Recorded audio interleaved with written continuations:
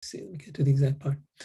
Yeah, so we're on chapter 6 of the Bhagavad Gita, text number 28. And Krishna has been describing the Ashtanga Yoga system of meditation. And he's been talking about how the yogi meditates by focusing his awareness between the eyebrows and breathing deeply. And he describes then how one should sit, what one should do, how to sit in a secluded place, and kind of seat you should have, and how you should hold your body and neck and head in a straight line and stare steadily at the tip of the nose, and in an unagitated, subdued mind, devoid of fear, meditate upon him. Meditate upon him as the ultimate goal of life. He is known as the Paramatma, the great soul. All living entities are Jivatma. That is, we are tiny little particles of the divine or of God. And much as many today would like to think, oh, well, I'm God, you're God, we're all God. These are lovely, fanciful thinkings, and they are actually true and not true at the same time. You are God in that you are a tiny fragment of God, inasmuch as a drop of water from the ocean is the ocean, and yet not the ocean. It does not have the magnificence of the ocean. It does not have the power of the ocean, but it does have all the qualities of the ocean. So in much the same way to say that you are God is true, that you have the qualities of God, but quantitatively, you cannot produce anything that which is God, or the source of everything, can produce.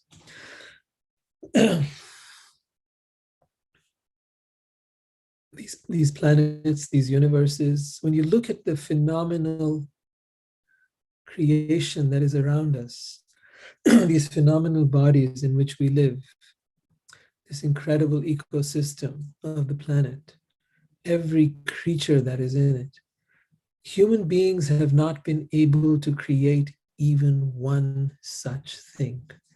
For example, the mosquito. It's a tiny little thing, but yeah, we've made drones now after hundreds of years of research and thousands of scientists working on these kind of things, but not one of us, not one such drone that could be the equivalent of a mosquito or a hummingbird, or for that matter, a blade of grass.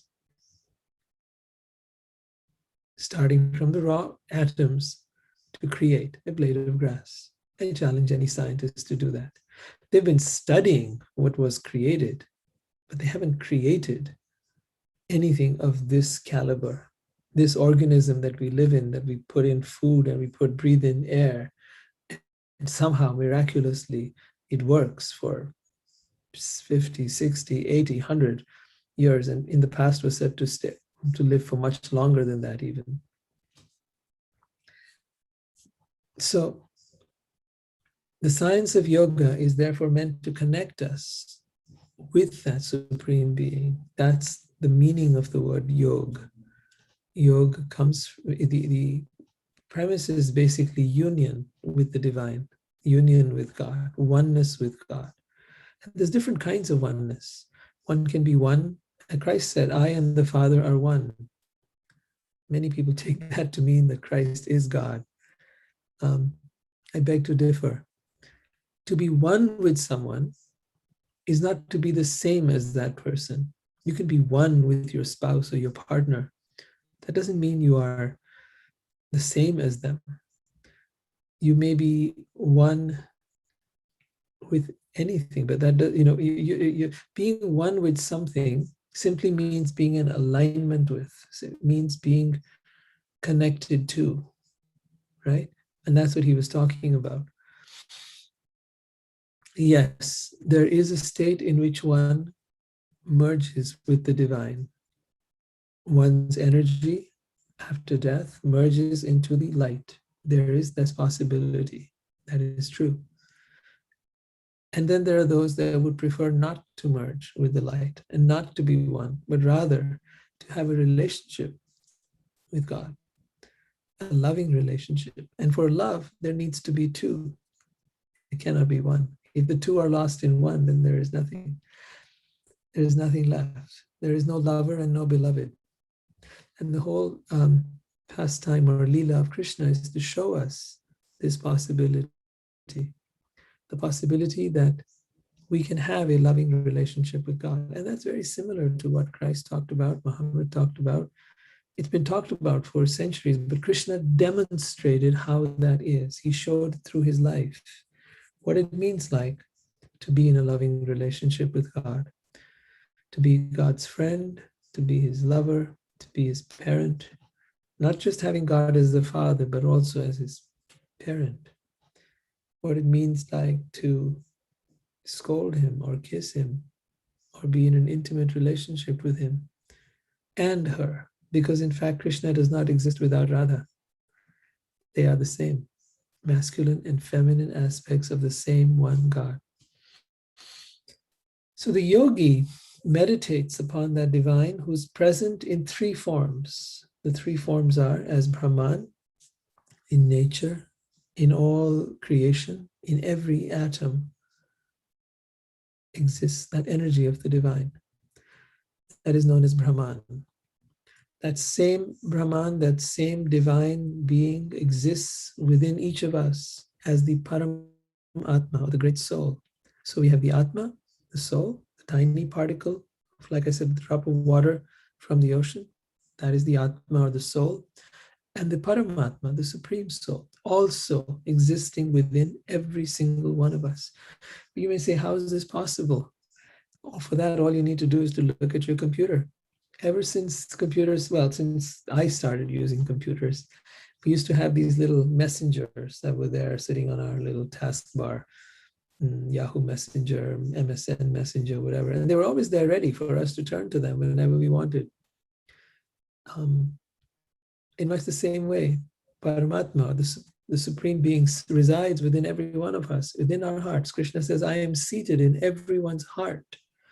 From me alone comes knowledge, remembrance, and forgetfulness. So he's seated with everyone. Why? Waiting for the day when we choose to turn to him. Waiting for the day when we choose to reconnect, to revive our relationship, to become one with him. Till that time, he's quiet and peaceful. Because a relationship cannot be forced on anyone. Love cannot be forced. It must be chosen. And until we choose to turn to God, until we choose to have a relationship, he's quiet, letting us experience everything in this world. And when we realize that the world, despite it being so magnificent and so beautiful and so miraculous, we're not fulfilled here. We feel empty inside. There's an emptiness in every single one of us, a deep emptiness that we try to run from. And in running from it, we run to work, buying things, possessions, house, car, bank balance, whatever it is we're trying to have or do, towards food and towards sex and towards pleasures of all different kinds. Often I've asked people, what is it you live for? Well, I live to have a good time. I said, and how long will that last?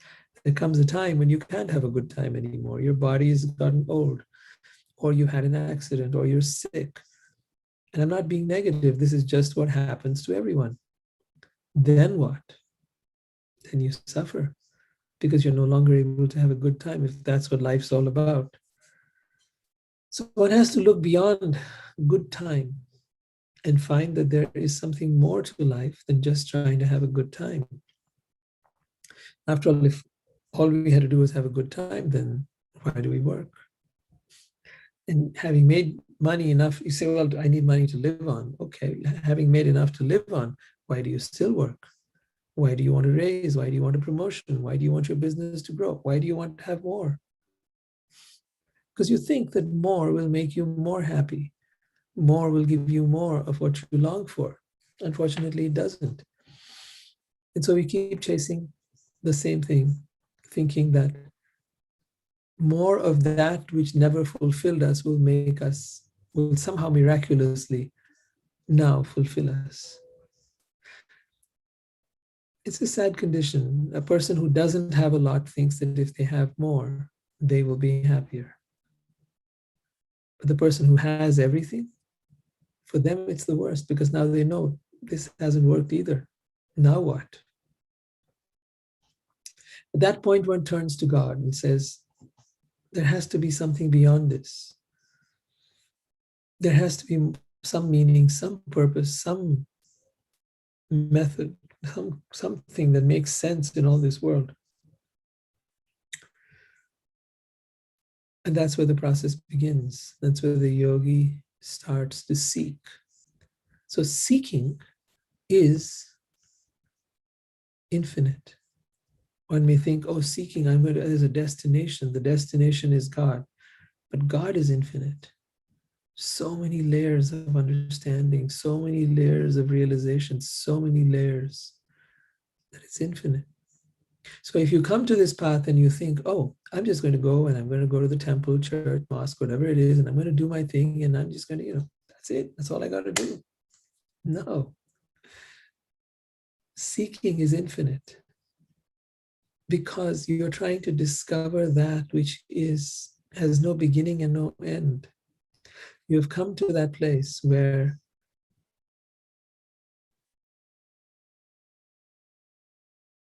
there is no beginning to it and there is no end to it. So how do you progress on this path? Krishna will tell us some beautiful things here now. He's talked about the yogi and he's talked about what it feels like to be as you walk on this path and as you progress in this path. One must know the symptoms because the journey is long, because there are many layers and many stages. One must begin to recognize, am I making progress or not? Or am I just standing in the same place and spinning my wheels? Many people come to spirituality and have no clue where it leads. They might say that, oh, spirituality it's about crystals or about astrology or about tarot or about tantra or something or something. No, spirituality is about spirit.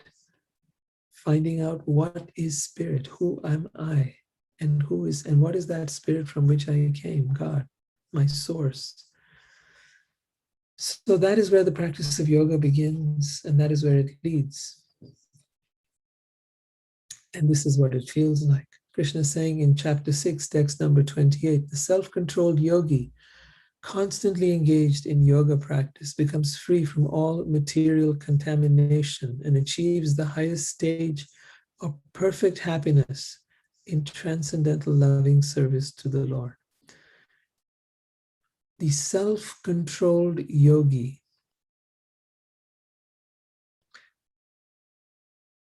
Yes, to some degree, all of us have had to learn some self-control.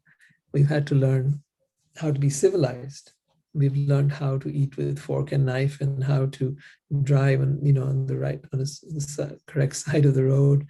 We've learned how to be civilized and not start fighting with each other or killing each other. We've left those days behind. But real self-control is not about controlling your outer world.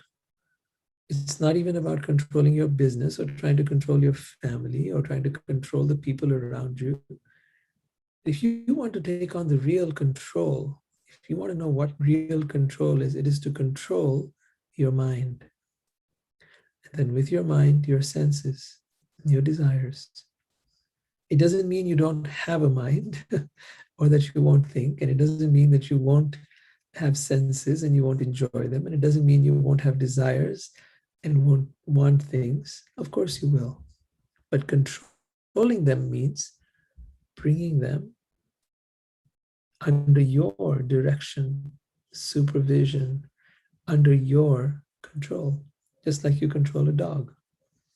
Put it on a leash.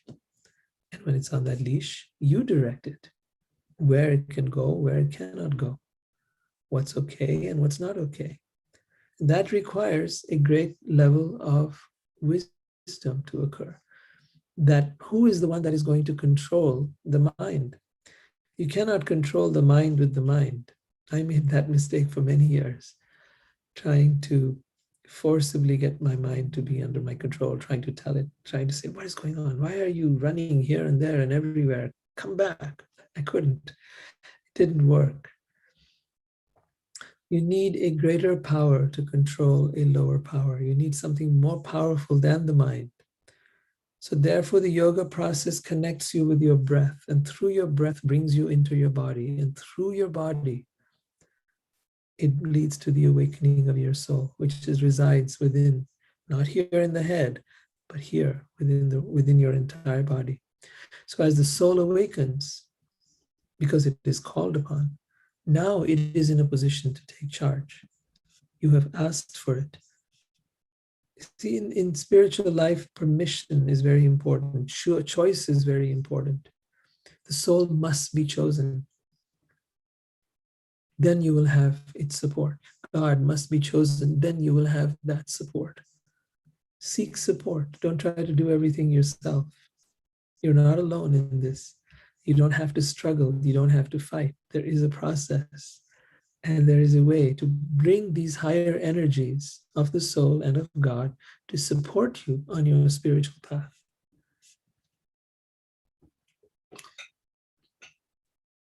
So a self-controlled yogi, constantly engaged in yoga practice, this is the other thing. You may think that the practice of meditation is for a few minutes a day, maybe 10 minutes, 20 minutes, a half hour, 1 hour, 2 hours, whatever you think is your practice. No, constantly engaged in yoga practice.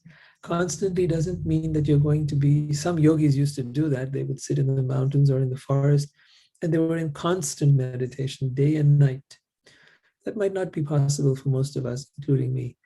So what I found is that being focused on whatever you're doing, that becomes your meditation. Be completely focused on that activity.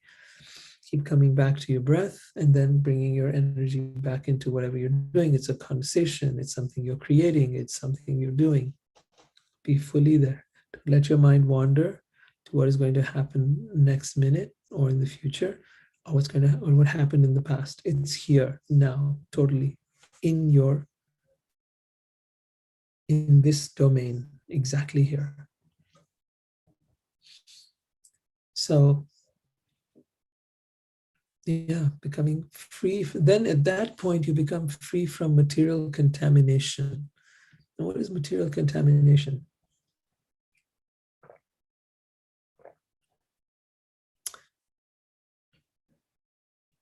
It's a good question.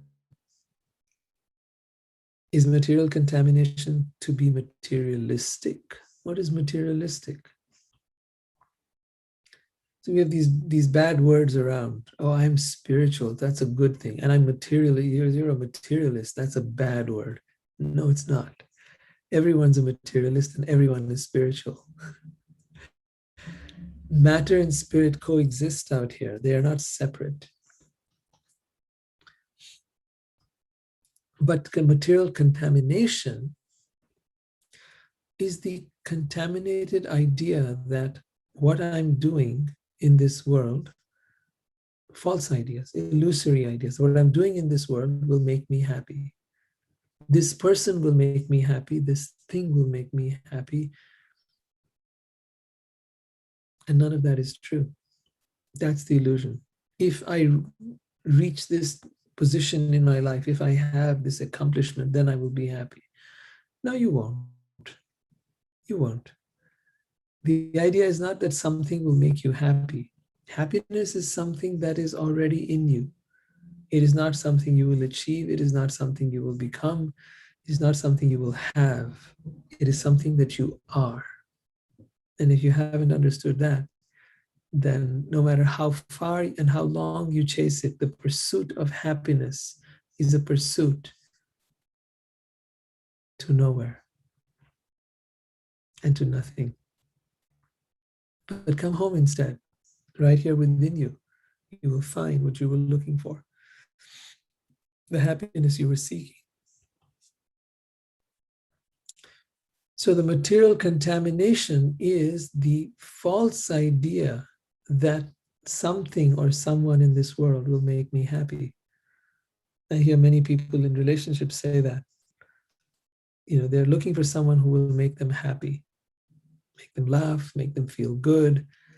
No, that's not your partner's job, is to make you feel good. That's your job, is to make yourself feel good. And it's not about making yourself feel good, even that notion is wrong. It's to experience how good it feels to be you, to be alive, to be, just by breathing, just by experiencing the real you, and then experiencing that everywhere.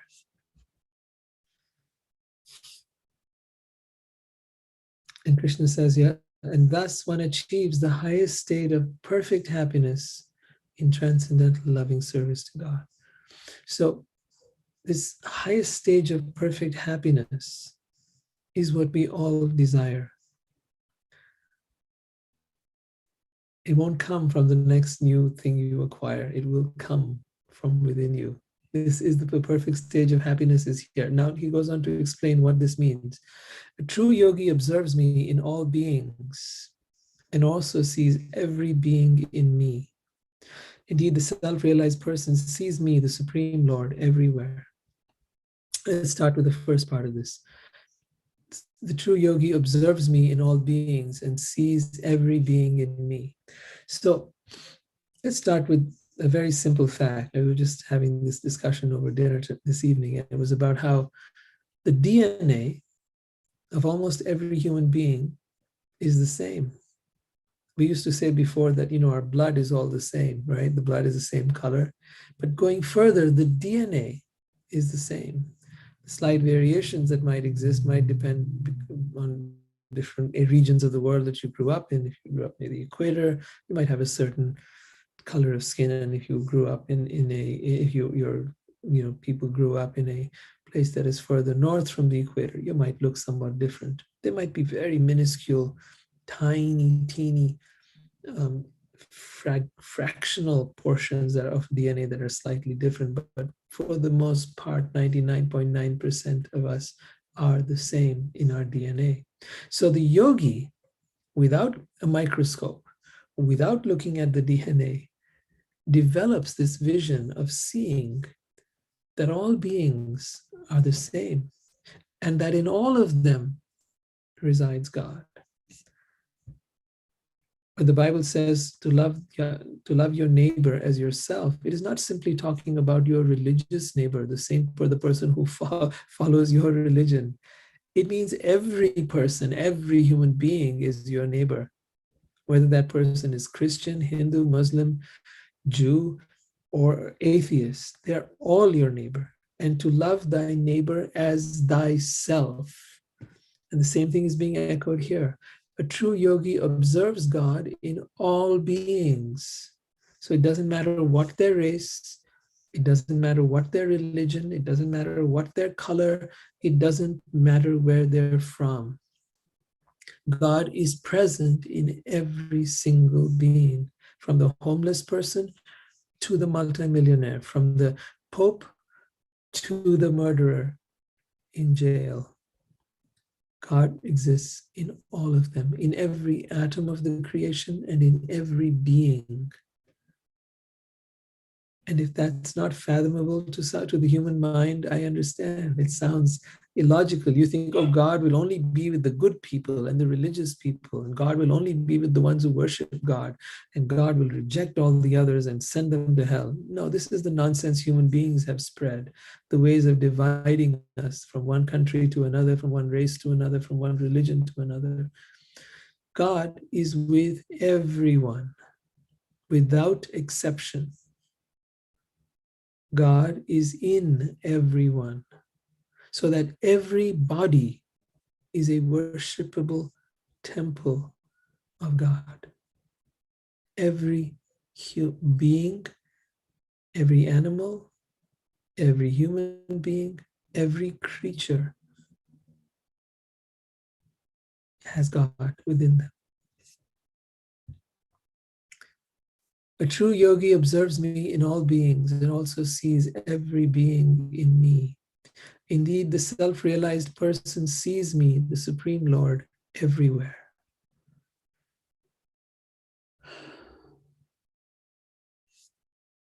The self-realized person.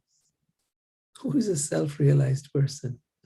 Is it a person who knows a lot of stuff? Is it a person who's read a lot of books, who can quote a lot of verses, who can tell you a lot of statistics, who can wave a lot of facts and figures and numbers? Is that a self-realized person? No. Listen to the words carefully. Self-realized. See, you've heard the term self-actualized that Abraham Maslow used. Self-realized is beyond that. In fact, I'd like to kind of take a moment there and take a look at what Abraham Maslow talked about in his, let's see if I have it handy. When he referred to the idea of self-actualization,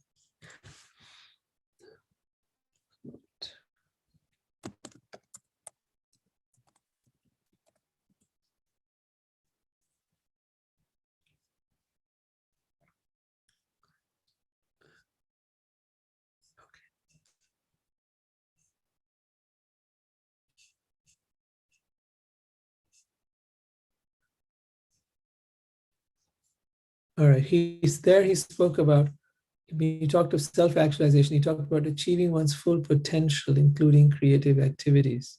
Self-realization goes way beyond that. It's not just about achieving one's full potential. No. This achieving one's full potential, yes, this is important, it's good. But self-realization is miles above that. Self-realization is to realize who you really are. Your real potential, your highest potential is not just about your creative abilities or your mental faculties or about your aptitude. No, it's way beyond that. It's being able to experience the self first, the real self, the self that has always been. When you were a baby, this was in you. It was fully self-realized even then. And then as you grew, it has always been with you. You have always been you. There was never a time where you were not you.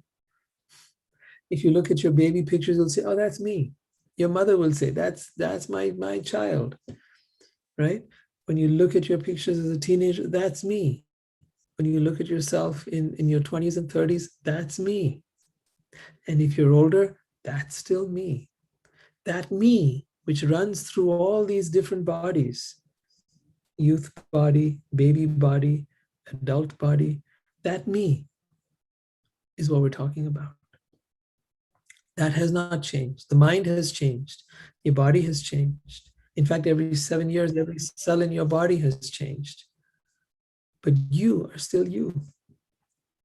That you which is unchangeable, that you which has no beginning and no end, that has been there from the beginning when you were born and will be there till the moment you die, and that existed before you were born and that will exist after you die, that you is what we're talking about. Realizing what that is. Realizing is not intellectual. Realizing is experiencing. Experiencing it. Intellectual is, I tell you there's a restaurant in this part of the city that has great food. Okay, that's knowledge, information. You got that information. Realizing it is going to that restaurant, tasting that food and saying, oh my God, you were right. That place is amazing. They've got fabulous food.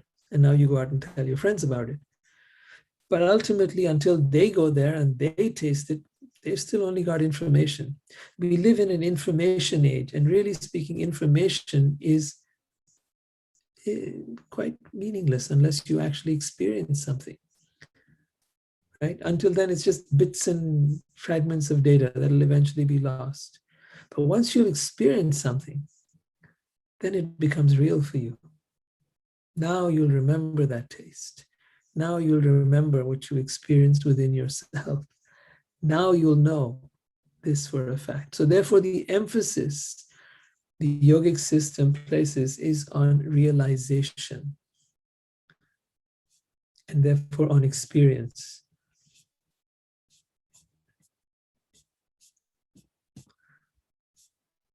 So he says here that the self-realized person sees me everywhere.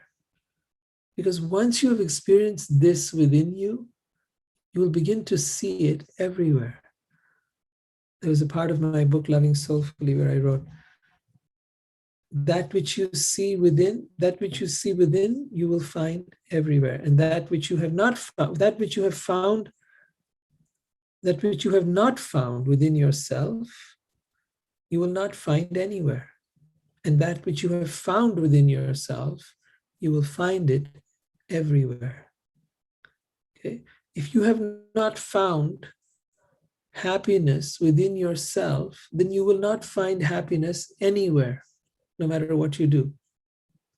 You'll find momentary happiness, but not lasting happiness, right? If you haven't found love within yourself, and I don't mean for yourself, I mean within yourself. If you haven't found love within yourself, then you will not find love anywhere. You will get fragments, you will get moments, you will have bits and pieces here and there. But lasting love? No. Lasting happiness, lasting peace? No. What you have experienced within, you will find everywhere. And what you have not experienced within, you will not find anywhere. Take me up on this. I would be happy to discuss it with you if you like, anytime.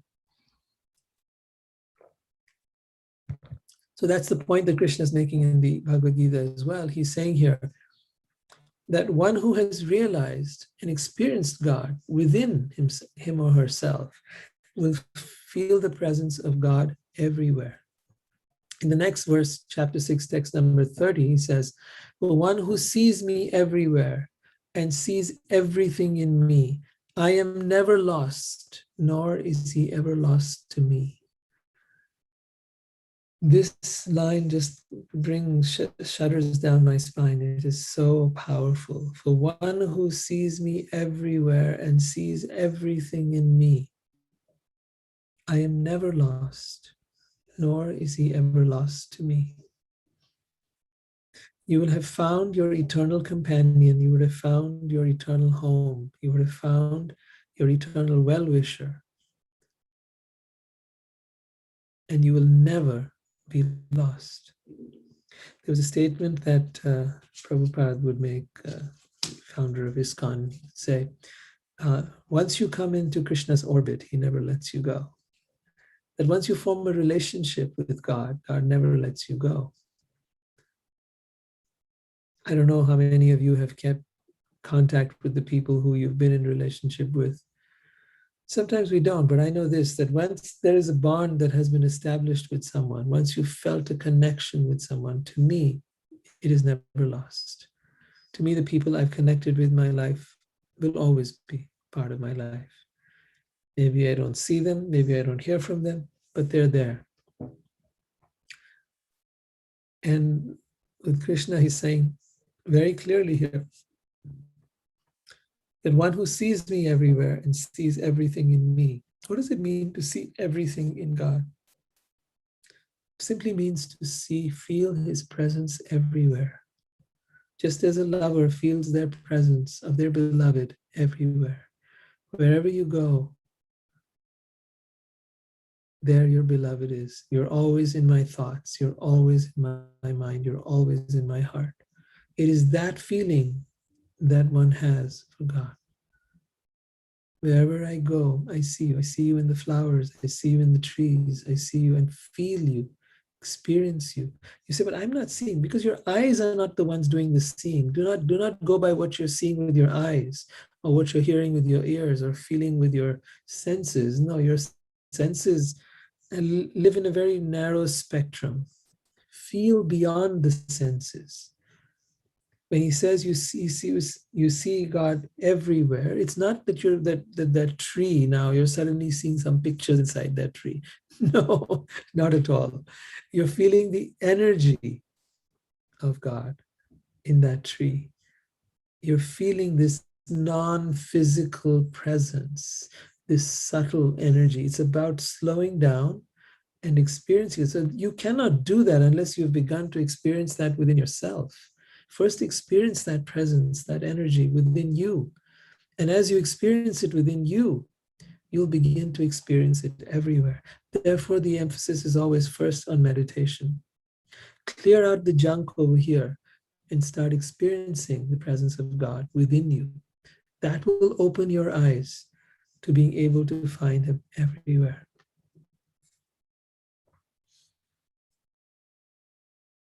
Such a yogi who engages in the worshipful service of the Paramatma, the Super Soul, knowing that I and the Super Soul are one, remains always in me in all circumstances. He is a perfect yogi who, by comparison of his own self, sees the true equality of all beings in both their happiness and their distress.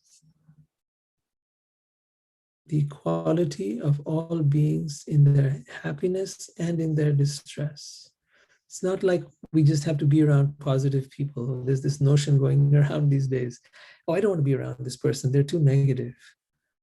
Right? I just want to be around positive people. They're going to bring my vibration down. They're going to make me, somehow less. No, that is not the path of the yogi. You carry your own vibration with you. You bring that wherever you go. You make that strong. You make this strong. What does it mean? It's not about building your muscles. It's about building the radiance of your soul. It's about magnifying this, and begins with first claiming this. How do you do it? You first claim this. I am a spiritual being. It starts there. So the answer, who am I, begins with that.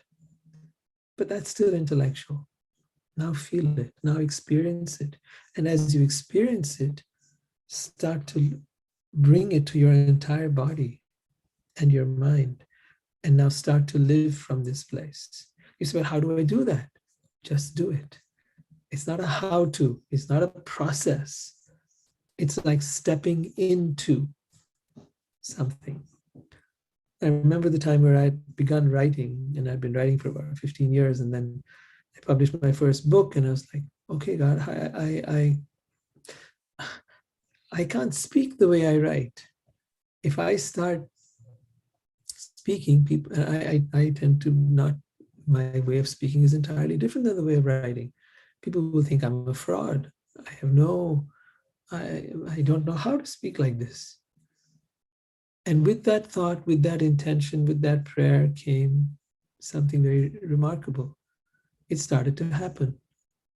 I began to step into a part of me that I had never discovered earlier. I had not known. It was about trusting that that part existed, the part that could speak, the part that could express things the way I was writing them. And trusting that I began to step into it. It just started to happen. And you ask me how? I don't know how. How do you trust something? How do you trust someone and fall in love? How do you trust something and, I don't know, go anywhere, do anything, right? If after a while, of course, you keep doing it again and again, it becomes easier and more natural. But the first few attempts are scary, and they were for me as well. So you say, how do I step into me, into really living that part of me that was hidden all along? And how do I step into the power and the magnificence and the beauty of this soul that I feel within me? I feel it here. I feel this wonderful presence, but I don't know how to bring it out. I'm even scared to bring it out. Maybe people will laugh at me. Maybe they'll think I'm an idiot. I'm just being too goofy or too, I don't know, something weird. And they might, absolutely they might. And that's okay. But step into it. Step into that inner radiance. You think, oh, I'm stepping in this way. No. Yeah, start here and then radiate it outward, and then let your entire body and mind follow along. If you have questions, feel free to ask me. Maybe I'm making sense and maybe I'm not. I have no idea. But let's open it up. Let's have some questions. Let's see if any of you would like to ask something.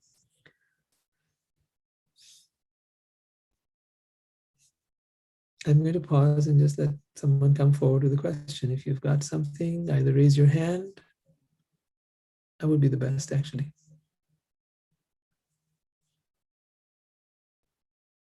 I'm going to call on all those who are here: Craig, Mariah, Rima, Swati. If you have a question about any of the things I've been saying, I'd love to hear from you. If you have anything that you understood or agreed with, or you questioned or doubted, I'd love to hear from you.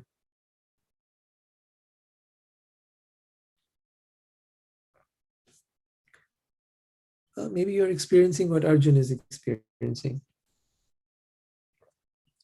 Arjun is experiencing something very different. He says, Arjun says, O Krishna, O Madhusudan, the system of yoga which you have summarized appears impractical and unendurable to me, for the mind is restless and unsteady. Let's do a show of hands here. Does anyone feel this way? Does any of you experience what Arjun is experiencing? Rima, yes. Swati, yes. See, you all relate to Arjun. Anybody else? Okay, the rest of you must be busy doing something.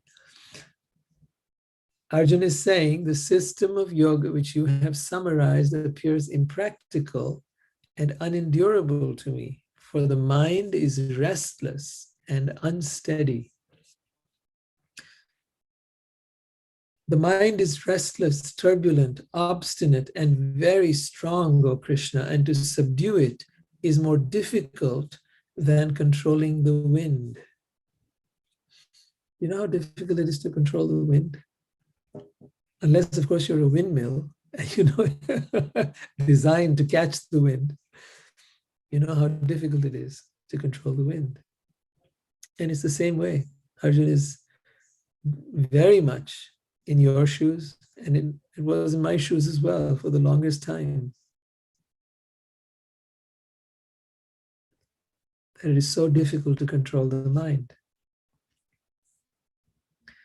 And then Krishna replies, he says, it is undoubtedly very difficult to curb the restless mind. So Krishna empathizes with him. It's very difficult, he says, to curb the restless mind. But it is possible by suitable practice and by detachment. For one whose mind is unbridled, self-realization is difficult work. See the word unbridled? I think Mariah knows about bridled horses, right? Yes, absolutely. Yeah. So when the mind is unbridled, think of a horse that is unbridled, right? What's it like, Mariah? To ride an unbridled horse, it takes a lot of trust. Trust. What kind of trust? Well, there's a relationship that you have where the horse knows it doesn't have the bridle on, and so it knows it's in control. Mm-hmm. And so you can have a very soft relationship with the horse, and it likely energetically, and it likely wouldn't bolt. But there's a lot of horses that if you got on its back without a bridle on, you'd probably be going for a pretty fast ride. And you might not be on it at the end of that ride. That's all I have to say about that. But there are people who are able to ride a horse without the bridle. Absolutely. How do they get there? What is the process? Just in brief. What is the main thing? It's about having calming energy and having a relationship energetically with your horse. Right. Where you're still the boss. So you've established a relationship with that horse. Mm-hmm. And in that relationship, the horse knows that you're the boss. Mm-hmm. And that relationship has been practiced and programmed in that horse, right? Could a new person do that? No. Well, a really rare one could, yes, but it'd be like a bee charmer, you know. Right. But generally, no, not at all. Generally not, exactly. Now, the same thing is with your mind. The mind must know who's the boss. And when you have regularly practiced that, if not, and remember, I always say this, the boss is always the boss. You do not change that position. If you are the boss of your mind, if you have decided you're in charge, then you are in charge all the time, 24/7. Do not relinquish the charge that you have taken. Because if you do, then you're a wishy-washy boss. Then you're a boss who's not to be respected. Then the horse will throw you off. You will fall hard and you will be hurt, right? So first decide if you are the person, if you decide one simple thing: I have a mind, therefore I am the boss of my mind. And since I am the boss of my mind, I am always the boss of my mind. And since I am always the boss of my mind, there's a certain code of conduct between my mind and me. It's not allowed to talk when it's not supposed to talk. It's not going to do things that I don't want it to do. It's not going to judge me. It's not going to criticize me. It's not going to put me down. That is not allowed. You decide what are the rules. You set the rules and then make sure the rules are followed. If you want, you can start with one rule. Start with one. You're not going to judge me from here on, or anybody else. All right, let's start with that. That's a tough one right there. Don't have a bunch of rules that and then not be able to implement any of them. Start with one, and then another, and then another, and then gradually start creating a sense of boundaries with your own mind. But mostly what you're practicing is you're practicing letting the mind know who's boss. And just as with a dog or with a horse, once that point is established, then you can do what Krishna is saying out here. For one whose mind is unbridled, self-realization is difficult work. So if you have not bridled your mind, if you have not taken charge, then self-realization is very difficult work. But if you have bridled it, then later on you take it off. You don't need to always be sitting on your head. You don't always need to be, sitting on the beginning stages. Yeah, you really got to be alert and you got to really be watching out. But once you've done that for a month, 2 months, 3 months, now you coast. Now you don't need to be on top of it as much. It's been trained. It's got programmed. It will follow your commands. But those first 2-3 months, oh yeah, that's tough. That's the tough time. So people say self-realization is difficult work. They're absolutely right. That's because they have not bridled the horse. Simple. But one whose mind is controlled and who strives by appropriate means is assured of success. That is my opinion. Then Arjun, still filled with doubts, has another question. He says, Krishna, what is the destination of the unsuccessful transcendentalist who is in the beginning takes to the process of self-realization with faith, but who later desists due to worldly mindedness and thus does not attain perfection in mysticism? O mighty armed Krishna, does not such a person who is bewildered from the path of transcendence fall away from both spiritual and material success and perish like a riven cloud with no position in any sphere? This is my doubt, O Krishna, and I ask you to dispel it completely. But for you, no one is to be found who can destroy this doubt. Sri Bhagavan Krishna said, Son of Pritha, a transcendentalist engaged in auspicious activities does not meet with destruction either in this world or in the spiritual world. One who does good, my friend, is never overcome by evil. Now, it's a touchy point. It's not like bad things don't happen to good people. They do. He's not referring to this limited time frame. He's not saying that in the short run. He's saying in the long run, you will not lose. In the long run, whatever progress you've made will be yours eternally. Whatever spiritual progress you made, even if you ended up walking for a few years on a spiritual path and then gave it up, you will always come back to that. In that time, even if some things didn't go well or things went badly for you, you'll come back to this path.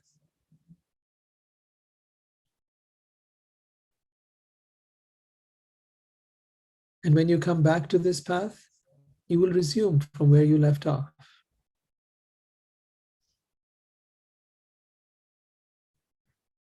So there is never any loss on this spiritual path.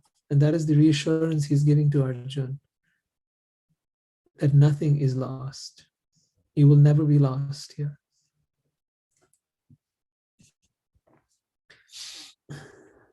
The unsuccessful yogi, after many years of enjoyment on the paths of on the planets of the pious living entities, is born into a family of righteous people or a family of rich aristocracy. Or he takes his birth in a family of transcendentalists who are surely great in wisdom. Such a birth is rare in this world. On taking such a birth, he revives the divine consciousness of his previous life, and he again tries to make further progress in order to achieve complete success. So the success you've made in your spiritual practice is never lost. Arjuna relies on Krishna for this because Krishna knows about lives past, present, and future. He's not just talking from a human perspective. And therefore he says, only you can answer this question. And Krishna says very clearly that the progress you've made in your spiritual practice will never be lost. So there is no need to fear. It does happen that many a time we take on to a spiritual path and we're not able to, we get sidetracked, we get into other things, and it could be family, and it could be a religion, and it could be whatever else. We started off with good intentions, but we landed up somewhere else. On taking such a birth, he revives the divine consciousness of his previous life and then again tries to make further progress in order to achieve complete success. By virtue of the divine consciousness of his previous life, he automatically becomes attracted to the yogic principles, even without seeking them. Such an inquisitive transcendentalist stands always above the ritualistic principles of the scriptures. So many people I have come across who have spontaneously realized that the ritualistic practices of the religions they grew up in were just not aligned with them. There had to be something more. And then they sought out something, and then they found spirituality, and they found things that actually were more in resonance with where they were at. And that's not happening just accidentally. That's happening because those people in their previous life had already been on a spiritual path, had somehow lost track, maybe didn't complete the work, whatever it was, and they were now continuing in this life. So you continue from, that is the evidence that we continue from an earlier time. Whereas others, they're perfectly okay going on with the ritualistic practices of their religion. So think about that. Why is it that you are seeking something entirely different, that which you grew up with is not enough for you? And why is it that you're seeking? There's got to be more. There's got to be something more. And you're trying to find what that is. Krishna is saying here, that's because you've done the work in the previous lifetime. And the work you're doing now, that too will never be lost or vanquished with time. Your spiritual growth is your greatest treasure and your greatest wealth. And it is the wealth that you will never lose. You know, the other wealth you have in the bank may be lost. Your assets, maybe. At death, for sure. But this wealth, your spiritual growth, this is your eternal wealth. This cannot be stolen by any amount of thieves. This cannot be in any way squandered or taken away by anybody. Markets going up and down will not affect it. Economies going boom or bust will not matter. It will be yours always. That includes the mistakes you've made, even on your spiritual path. That includes the places where you may have gone astray. All of that, even the things that didn't work, are part of that asset. They will all serve you and serve you well. So there is nothing to fear on your spiritual path.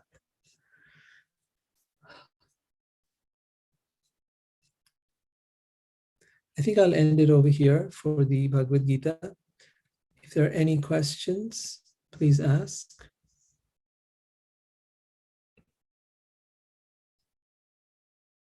I have a question. Did I come at the end of a class or the beginning of?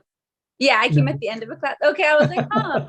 No, that's okay. I'll tell Okay. you about the other group in a moment. We're making some changes in that group. I'll tell you Thank about it in you. just a minute. Yeah, just be there in a moment. I'll be with you. Yes. Anyone else want to ask something? I have a question for you, Rohit. Sure. As far as one of the ideas discussed about consistent practice, Yeah. I'm kind of wondering about taking an example. I think you mentioned before that, like, if you work with numbers, if you're doing accounting, it's really tough for you to connect with spirit, to really like feel the divine and this type of thing. And that's one thing I'm wondering if like maybe my job is almost like your accounting. Like every day from 9 to 5, it's just like I'm kind of like going for it, and just like my mornings are spirit, my evenings are spirit, and then I go to work. And I've actually been taking breaks, like to pranayama, like at least 3 or 4 times, because it's like I'm realizing stillness breaks is necessary. But even if it's like an hour, that's still like I lost it for that hour or two, and then it's like some pranayama. I'm like, okay, there we go, you know. So it's interesting. It's like how do I constantly, consistently stay connected? Greg, you've definitely chosen a difficult path, but let's start from the beginning of that question. It's not that it's so black and white. If you look at great mathematicians and scientists like Einstein and many of the other great mathematicians who were there, the ones who were truly there in the more abstract aspects of mathematics, they were highly inspired people. They were very much in touch with spirit. They were, much of their stuff was coming to them, right? So they were in the zone totally. Now, of course, when you're in repetitive, mundane tasks, that's less so. But even there, I definitely can't speak for numbers. I have not mastered that part, that I can do repetitive numbers and things like accounting or taxes and that kind of stuff. I still fumble with that. But I've definitely been able to do that in other mundane chores around the house or around life, whether it be shopping or groceries or dishes or anything else around. You know, it's just like be right there and be completely in that inner space where it doesn't matter whether I was reading the most inspiring books or I was doing some mundane chore like that. One can definitely go there. With numbers, I'm with you on that. I still don't know. I don't do it enough to have challenged myself, honestly. It's just once a year, twice a year that I really have to deal with it. But I would encourage you that if that's what if that's the place you've landed in and that's the work you're in. I love the fact that you have your pranayama breaks and all that. But even in there, see if there's a way. Maybe you can come back and you can show us how to do it, how to really find your groove within the numbers, within the mundane, stuff. I'm sure there's a way. And if you're persistent, you'll find it. Or maybe it's about doing something different. I'm not I really can't tell you about that. Yeah, I'm praying and I'm asking. Show me. So, For a while, I was an entrepreneur for many years, and I had my own businesses, and I used to find that very difficult, dealing with everyone's payroll checks and this and that. And there was a lot of mundane stuff, and I loved creating new concepts and ideas. That was my forte, but not the running of the organization. yeah, it's an interesting concept. It kind of goes back to we've discussed Michael Singer's surrender experiment. So I sit down in acceptance of what this is. Yeah. Just asking, like, why? Like, why is while you're asking, if you're asking, you notice one thing in Michael Singer's surrender experiment, he's never asking why. He's simply saying, yes, okay, if this is what you put my way, then I'm going to surrender to it and dive into it fully and embrace that this is what my path has for me. Yeah. He doesn't quite get into like his connection as he's never getting into him creating WebMD because he's programming, but it was kind of like the fruits, like where it led him. So Yeah. Anyways, any other questions on the Bhagavad Gita before we wind up? Swati, Rima, Mariah? All right, if not, then I will see you next week. Take care, have a wonderful week. And Erica, Thank you, I'll speak to Rhett. you. You're welcome. Take care. Bye, guys.